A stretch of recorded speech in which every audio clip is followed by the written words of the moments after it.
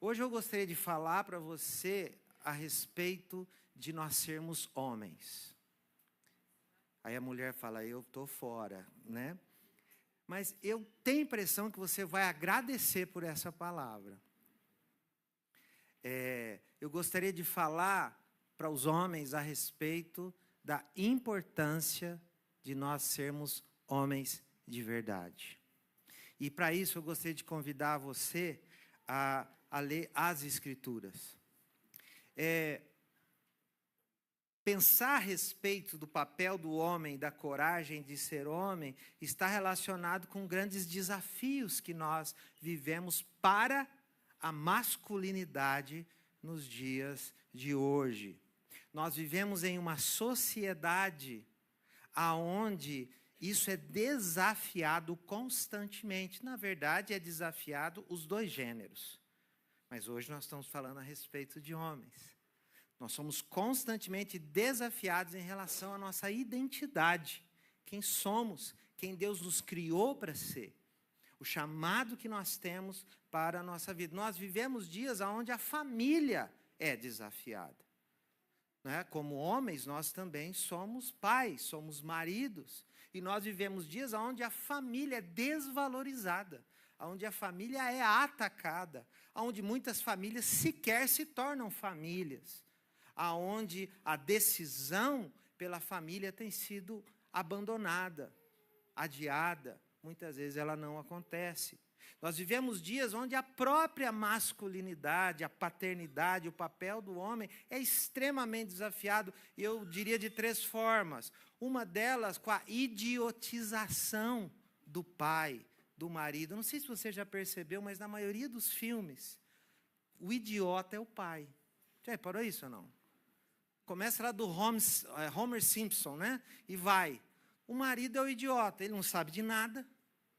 Ele nunca entende as piadas, né? Ele sempre é o grosseiro, ele é sempre a pessoa desatualizada e uma campanha, né? Uma campanha para tornar aquela figura uma figura simplesmente um idiota. E infelizmente, em muitos casos é isso que acontece mesmo. Outro desafio muito grande é a infantilização dos homens. Homens que não querem se tornar adultos. Homens que continuam constantemente agindo como crianças. É uma geração Peter Pan, aquela geração que não quer crescer. As estatísticas dizem que os videogames são mais consumidos por homens adultos do que por crianças, por exemplo. Homens que não querem crescer, homens que não querem assumir a responsabilidade da vida adulta, que não querem assumir o papel de homem na comunidade, na cidade, na família, aonde eles estão. Uma outra coisa é a feminilização dos homens. Se você olhar fotos de homens de hoje e fotos de homens de 20 anos atrás, você vai assustar.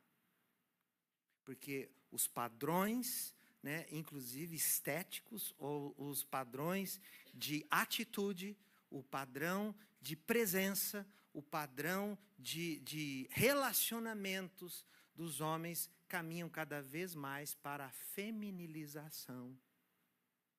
E por conta disso, vocês estão olhando feio para mim, gente? Foi uma coisa errada aqui? Né? Cuidado para você falar não perto do seu marido, porque às vezes seu marido pode achar que está falando dele. Nós vemos isso. E nós vemos mulheres tendo que assumir muitos papéis que eram dos homens.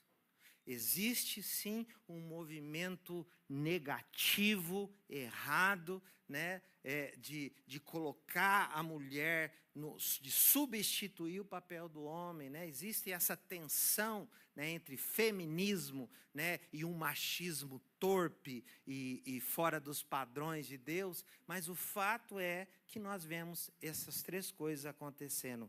Infantilização, idiotização e feminização dos homens na nossa sociedade. Eu gostaria de ler com você um texto das Escrituras e nós olharmos para uma figura masculina.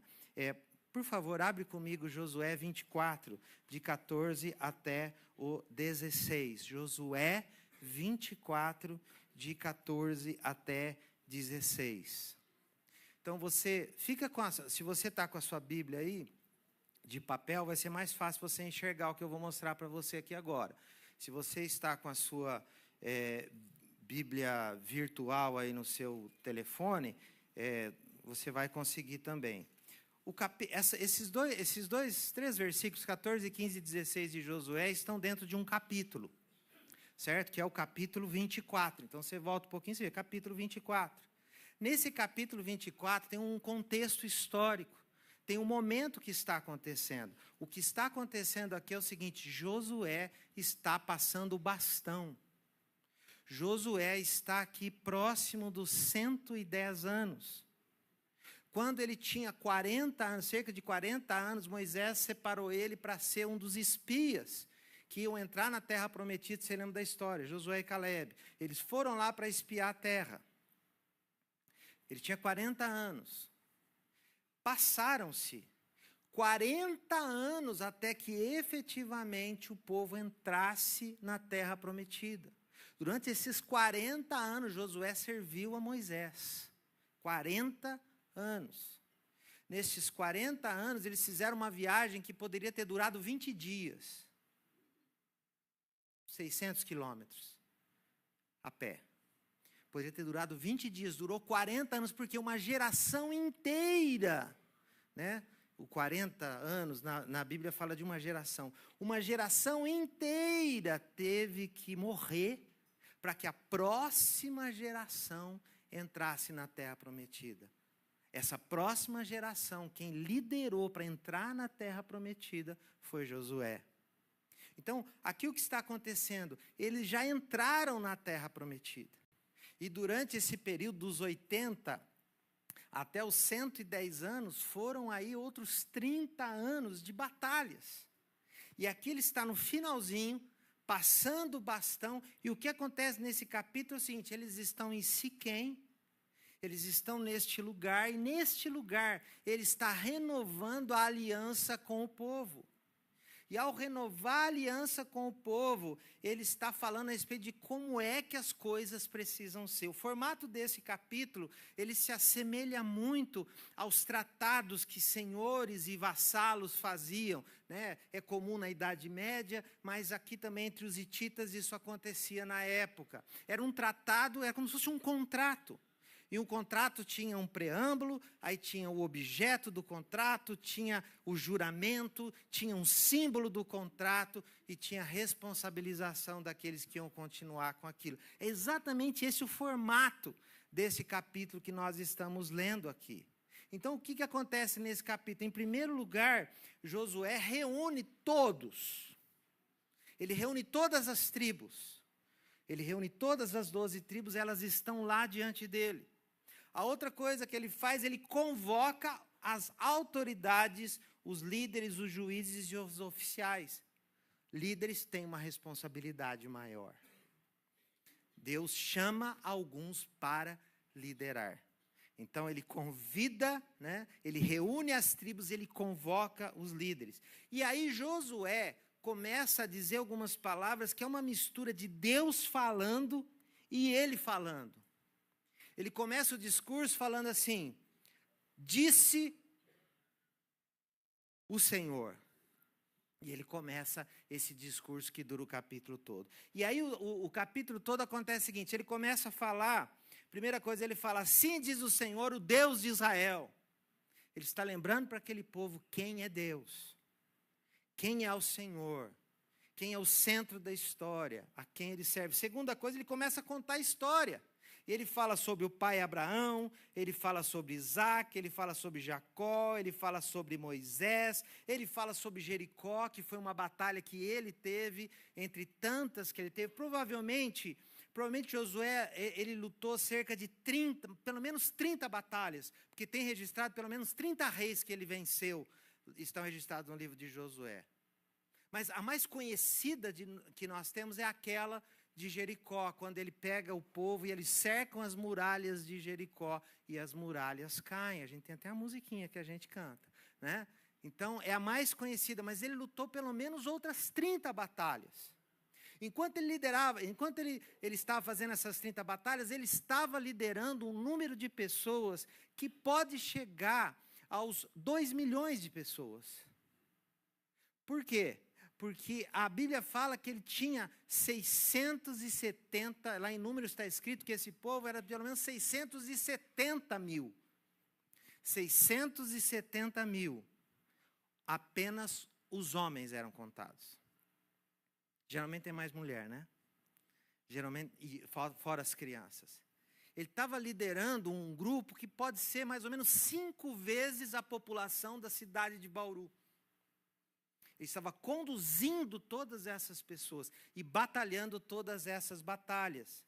Agora, uma coisa interessante no transcorrer dessa primeira parte é que várias vezes Deus falando, eu tirei Abraão, eu dei os montes a Jacó, eu tirei vocês do Egito através de Moisés, eu fiz isso com os egípcios, eu trouxe, eu entreguei, eu destruí, eu livrei, eu os entreguei, eu.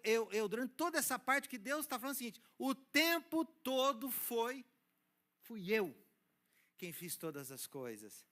E aqui uma frase mais clara a respeito disso, não foram a espada e o arco que lhe deram a vitória, eu dei a vitória para vocês. Então ele está diante desse povo, depois de 30 anos à frente deles, e está falando o seguinte, foi Deus.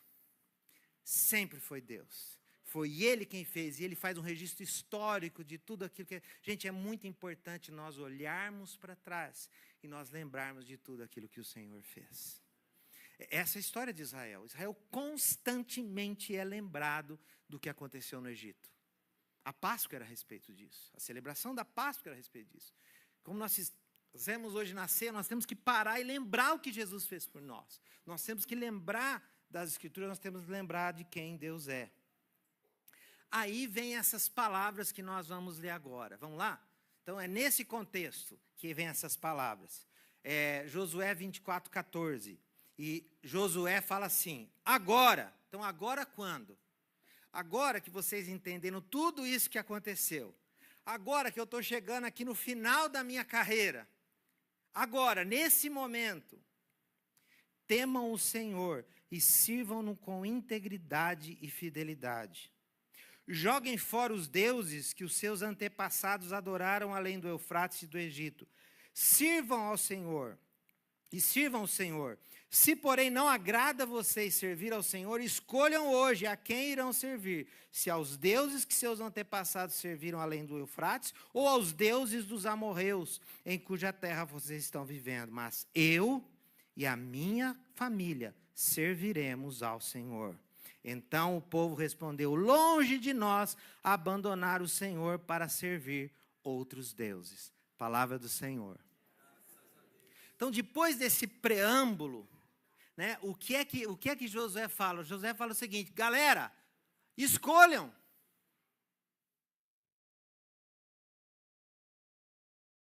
Tem até um fundo musical. Escolham. Escolham. Os antepassados de vocês serviram a outros deuses. Ele está se referindo à era antes de Abraão. Os antepassados de vocês lá atrás, eles serviram a outros deuses. Só que agora vocês precisam escolher quem é que vocês vão servir. E Josué fala, eu e a minha família, nós vamos servir o Senhor. A resposta do povo é o seguinte, longe de nós abandonar o Senhor. Mas o mais interessante é que se você continuar a leitura, qual foi a atitude dessas pessoas? Se você continuar, você vai ver que o próprio Josué fala, vocês não têm condição de fazer isso. E o povo repete, nós serviremos ao Senhor.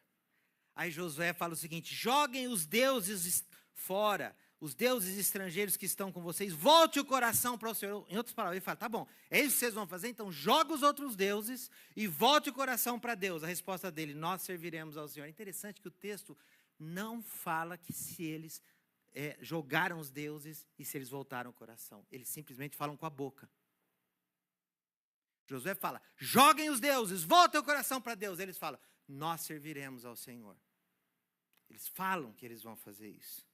E o texto continua, vai falar que Josué viveu 110 anos, vai falar que ele sobreviveu a tudo. E uma coisa que fala aqui que é muito interessante é o seguinte, durante toda a vida de Josué e dos líderes que sobreviveram e que sabiam de tudo que o Senhor fizeram em favor de Israel. Israel serviu ao Senhor durante toda a vida de Josué e de todos os líderes que ele tinha. Então, o que acontece? Ele faz o desafio e a realidade é o seguinte, durante todo o período que Josué liderou, Israel serviu ao Senhor. Durante todo o período que os líderes que Josué treinou estavam ali, Israel serviu ao Senhor. Só que nós continuamos o texto e aí nós vamos para o livro de Juízes. E quando nós vamos para o livro de Juízes, que é a próxima etapa da história, né, quando chega nessa história, o que vai acontecer é o seguinte, Deus levanta líderes para que possam, outros líderes, morreu toda aquela geração que Josué havia capacitado e treinado, a próxima geração, o povo está completamente perdido. Se você for para o livro de Juízes, você vai ver que o texto lá vai falar o seguinte, lá no capítulo 2. Depois de toda aquela geração foi reunida e seus antepassados, surgiu uma nova geração que não conhecia o Senhor e o que ele vinha feito por Israel. Abandonaram o Senhor, o Deus dos seus antepassados que os havia tirado do Egito e seguiram e adoraram vários deuses dos povos ao redor, provocando a ira do Senhor. E aí o texto fala, e Deus levantou juízes que os liderariam das mãos daqueles que os atacavam. Então uma geração passou e ninguém mais servia a Deus. Eles começaram a adorar os outros deuses daquele lugar. E aí Deus começa a levantar líderes, juízes, sinônimo para líderes. Levanta juízes para que possam liderar o povo de Deus. O livro de Juízes é essa história. Deus levanta um juiz, o povo volta para Deus, o juiz morre e eles eles abandonam o Senhor. Deus levanta um juiz, ele traz o povo de volta, ele morre, o povo se desvia de novo. O livro de Juízes é essa história o tempo todo, até que chega no final do livro de Juízes, está escrito o seguinte, naquela época não havia rei em Israel, cada um fazia o que parecia certo. Então assim, depois dessa fala de Josué, depois desse compromisso verbal dessas pessoas, o que aconteceu na prática? Que uma geração depois eles se desviaram do Senhor. E uma geração depois eles estavam servindo os outros deuses. E aí o que aconteceu? Durante cerca de 360 anos, Israel viveu esse período dos juízes. Vai e vem, vai e vem, vai e vem, até que termina. Não havia rei. E aí eles pedem um rei, né? Que aí entra a história de Saul, entra a história de Salomão, porque eles querem um rei, como os outros querem. É nesse contexto que Josué diz essas palavras. É nesse contexto que ele fala, eu e a minha casa serviremos ao Senhor. Então, eu preciso destacar algumas palavras assim. Em primeiro lugar, o que significa a palavra casa? Para nós, casa é o nosso endereço. Para nós, casa, às vezes, é a nossa família.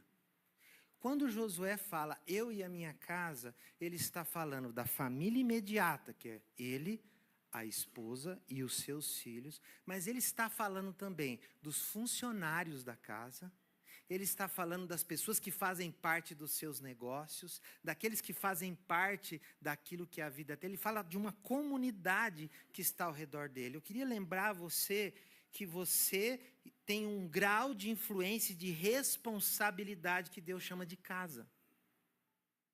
Ao redor de você, homem, desculpa as mulheres, é uma conversa entre nós aqui, tá? Por favor, não cutuca seu marido em nenhum momento, tá?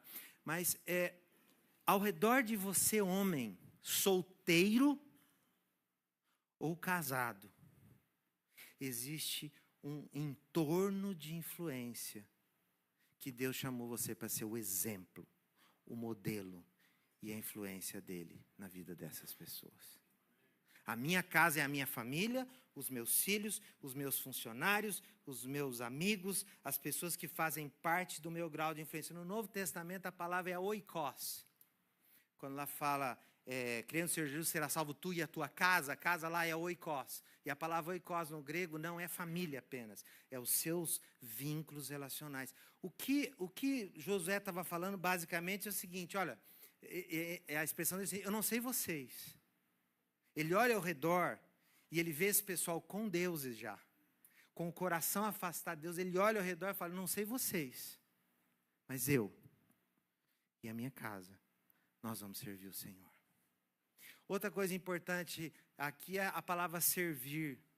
A palavra servir para nós, ela tem um conteúdo de fazermos alguma coisa.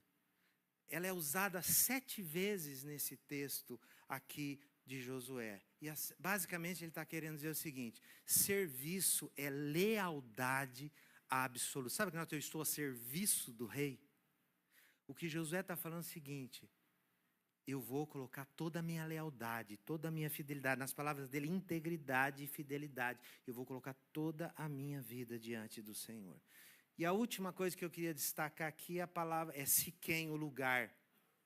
Esse lugar onde eles estavam, está aqui historicamente, um lugar super importante, porque está acontecendo isso. Mas antes disso, lá atrás, em Gênesis, o que aconteceu é que Jacó fez com que as suas esposas e concubinas jogassem, enterrassem todos os ídolos que elas tinham naquele lugar, para que elas pudessem prosseguir com ele.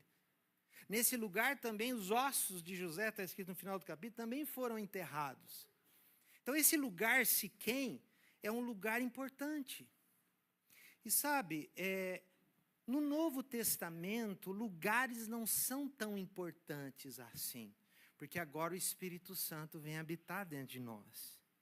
Mas enquanto eu estava refletindo nesse texto, eu estava pensando o seguinte, que para nós, Siquém é a igreja. Siquém é essa congregação. Siquém é essa comunidade que nós temos. E é nesse lugar que nós paramos para ver tudo aquilo que Deus falou, tudo aquilo que Deus fez. É nesse lugar que nós desafiamos um ao outro. É nesse lugar que nós nos comprometemos com a missão. Por isso que parte da responsabilidade de um homem é trazer a sua família para a igreja. Parte da responsabilidade de um homem é estar na igreja. Parte da responsabilidade de um homem, de um pai, é ser uma coluna no seio da igreja. E, infelizmente, na maioria das vezes são as mulheres que fazem isso.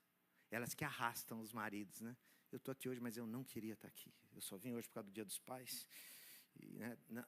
Infelizmente, homens, maridos, pais, nós somos chamados para ser esse tipo de gente. A fala, eu e a minha casa serviremos ao Senhor, evoca 3 coisas para a gente. Primeira coisa, responsabilidade. Sabe? Eu farei o que precisa ser feito. Razões para não fazer tem muitas. Desafios enormes. Ninguém está fazendo ao redor. Mas a responsabilidade de Josué é o seguinte, eu não sei vocês, mas eu e a minha casa, nós serviremos ao Senhor. Segunda coisa, coragem.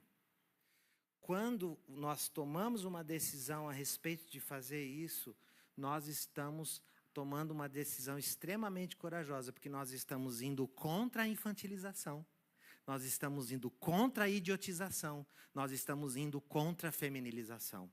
Homens casados e homens solteiros que estamos aqui entre nós.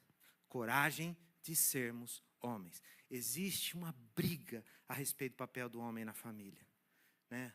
Alguns falam, o homem é o líder e ponto final, falou, acabou, é ele que manda, fechou. Existe assim, não, homem e mulher lideram juntos. Existe aqui assim, não, esse negócio ninguém lidera não, vai levando, né? E vai dar tudo certo, o importante é que a gente se ame, né? Do ponto de vista das Escrituras, é inegável que o homem tem um papel de liderança na casa. Agora, liderança para nós é modelada por Jesus, liderança é serviço.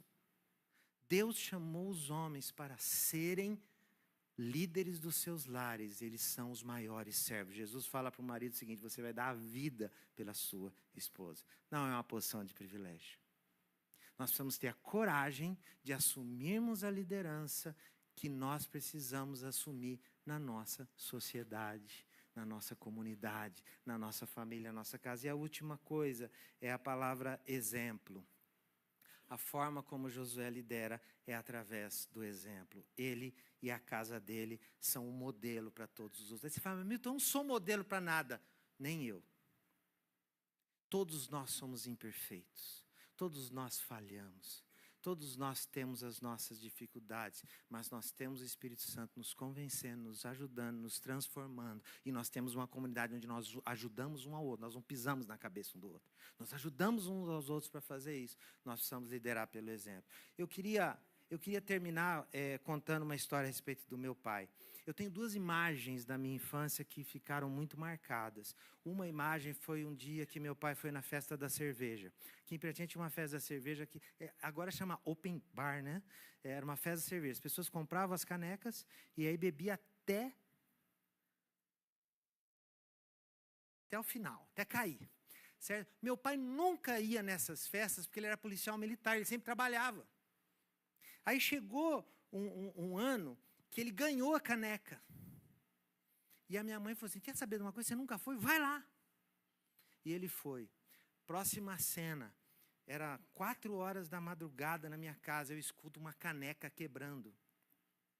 Minha mãe quebrando a caneca na cabeça do meu pai. Ele bêbado. E aquele cheiro de cerveja na casa. E ele vomitou. E estava aquele cheiro e aquela briga, e o pau quebrando, era de madrugada, eu não entendia nada, eu nunca tinha visto aquilo, e aquele cheiro de cerveja, por isso que eu odeio cerveja, eu não tolero o cheiro de cerveja. Né?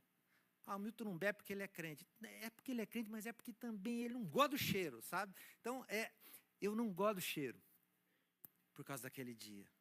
Uma cena que ficou a minha mãe acabando com meu pai. Você é um moleque, você é um irresponsável, você tem filhos dentro de casa. E o meu pai não reagia. Ele estava caído. Ele tinha bebido, ele estava sujo de vômito, aquele cheiro na casa, madrugada. Gente, enquanto eu falo isso, o cheiro vem na minha narina. Próxima cena. Eu tinha 14 anos de idade. Eu entro um dia, sem avisar, no quarto do meu pai. Ele está ajoelhado, com uma Bíblia em cima da mesa, da cama, chorando em cima da Bíblia.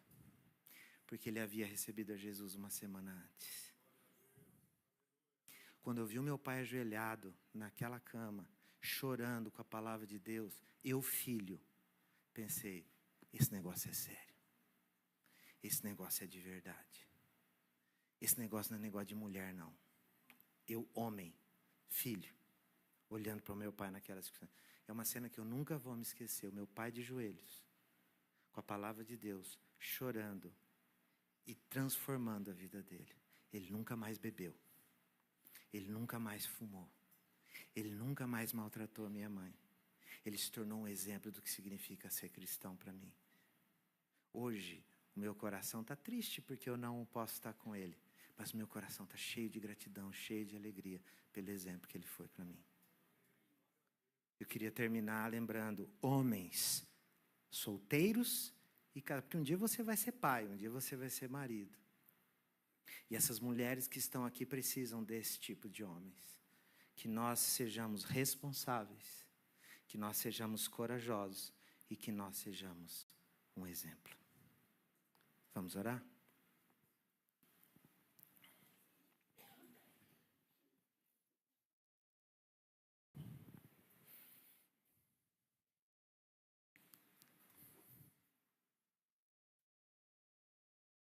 Senhor, por trás de cada homem aqui existe uma casa.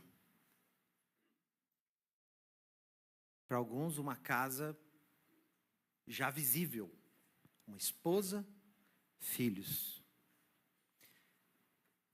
Mas ao redor de cada homem aqui, ainda solteiro, ainda sem filhos, existe uma esfera de influência que o Senhor chamou para que nós possamos governar.